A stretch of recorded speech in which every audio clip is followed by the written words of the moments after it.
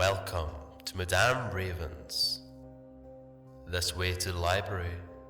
She's been expecting you.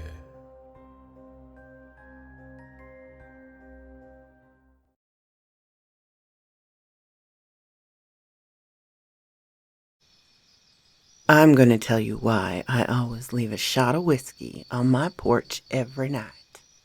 By Tsar Carcosa. I would do it every night. It didn't matter if it was humid or frigid. I sat out on the porch of my house my grandfather built and poured 2 shots of whiskey. My eyes often stared into the woods that surrounded my house. I'd done it for years as I would sit in my favorite chair with my rifle leaned against the wall. I always found the sound of critters and bugs relaxing. It was around this time that I did my nightly ritual of pouring 2 shots of whiskey and placing them on the table my grandfather had built. I never got to meet him in person. My dad told me his old man was a strange fella, but he was talented as I looked down to see his craftsmanship. A solid oak table that he engraved by hand. It had different words that a simple country boy couldn't pronounce, and symbols I'd seen nowhere else. The way my dad talked about him before he himself passed, I would have liked him. I lifted the first glass and drank it. The shot of a stiff drink burned as it went down my throat, leaving that little tingle in my chest. I heard the crickets chirp and closed my eyes, soaking in the hot summer night, until I could hear a faint growl at my feet. "What is it, May?" I asked as my eyes looked down the red-nosed pit bull that lay at my feet. She was a good dog and often sat outside with me. Some fool had left her on the edge of my property 2 years back. The one thing that the people in Kalman knew about me was that I would be a sucker for big, dumb dogs. My luck hadn't always been the best with them, though. They always ended up disappearing in the woods and never coming back. My friend Eugene always told me I needed to do something about those damn coyotes that keep getting my pets. But I knew the truth. It wasn't those scavengers that kept picking off my dogs. "You can smell 'em, can't you, girl?" I asked as I rubbed behind her ear. I stood up from my chair and grabbed my rifle, walking to the edge of the porch to see the tree line swaying as I could hear May whine behind me. I aimed the sights at the trees in the distance while waited for those bastards to show themselves. It was a game of patience now. The sound of branches snapping echoed from the distance as I rested my finger on the trigger. "Come on out here, boys. This is private property, and I got my Winnie waiting for y'all," I yelled, hoping it was just another pair of dumb teens. They loved to come around at night sometimes.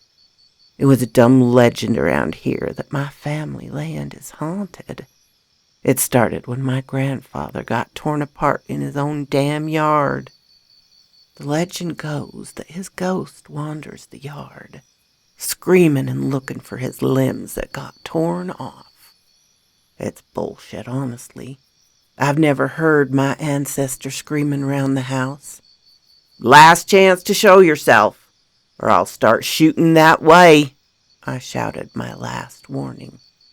May began to bark aggressively, and I fired off a shot into the woods.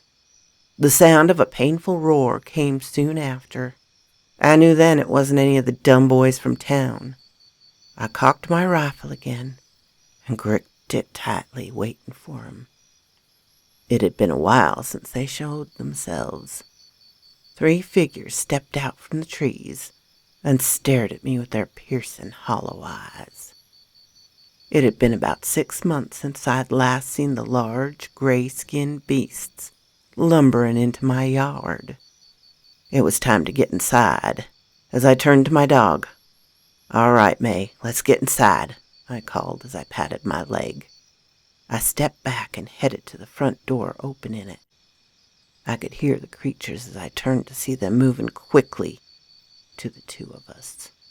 The dog quickly shuffled inside. I quickly followed and closed the front door, keeping my rifle pointed at it as I waited for them to try to come inside. The sound of their growls echoed around the house as their footsteps circled the place my grandfather had built. May continued to bark loudly. The dog hated the damn things more than I did. The roar pierced my eardrums, and then it was silent. I placed my finger on the trigger and waited for their next move. The next noise left me with a feeling of dread. It wasn't another growl, nor footsteps that I could hear. It was much worse. It was the wind blowing inside my house. I turned and quickly ran to the kitchen and knew that tonight differed from the others. The back door was wide open, blowing the night's air into the house. Shit! The sound of the floor creaked from within as I could hear the dog barking furiously now. The steps were heavy as I followed them and began walking around each room. The bastards were becoming more clever and were coming up with new strategies instead of charging aimlessly as they had done before. "May, where are you, girl?" I whispered, while looking for my canine companion. My eyes scanned every corner as I tried to tread carefully and lightly through my home. The heavy creaks continued as I headed down the hall to the bedroom. That was May's safe place, where she would hide. I pushed open the door and paused. I could hear it as the footsteps rushed towards me. I quickly turned around and let another gunshot. As my ears began to ring, I felt something else. The warm feeling of my blood dripping down my arm as my eyes saw the teeth sink into my shoulder. It released me briefly before it overpowered me and pushed my body into the wall, the feelings of my ribs cracking as it pressed onto me tightly. It snarled as I felt its hot breath on my face. The beast screamed in agony as I saw the glimmer of a blade lunge into its back. I buckled as its paws released me, and I fell to the ground from the pain in my ribs. The monster wailed again as I could see the knife cut across its chest. "It's about god dang time you showed up," I coughed. I looked up to see a man, one that I'd only ever seen in pictures and heard stories about. He stood in between me and the creature as he cut the creature one last time before it had lost its courage and fled. I struggled to stand as he began to walk towards the front room. "They're growing in number," he said. "They're getting smarter too, Granddad," I said, as I watched him walk onto the front porch, staring down the 4 beasts that stood frozen in my yard. He paused a moment before looking at the shot of the whiskey and turning it to his lips. He wiped his face as the creatures began to turn and walk back into the woods. I looked their direction for a brief moment to watch their retreat before turning back to the 2 empty glasses. He was gone again without saying a word to me. I walked over to the table, poured another shot of whiskey. My grandfather had worked hard tonight and saved my butt. He deserved another offering. So quoth this raven. This was a fun little story that I greatly enjoyed, my darlings. I hope you did as well. A big thank you to the author, Zar Carcosa. And thank you so much for coming to listen to me. It means everything to me that you do. There would be no point in me doing this if I didn't know you were out there listening. And a special thanks to my Patreon supporters, Ermin, Darren and Jennifer, Laura, and Charlotte Emerson.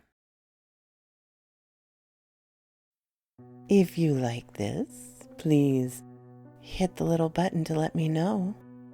If you didn't, hit the little button to let me know. Leave a comment. I'm always glad to talk with you, my darlings. I'm open to suggestions and criticisms, critiques. If you have not subscribed, please do so and ring the little bell so you know when to come up and see me. And I will talk to you next time, my darlings. Farewell.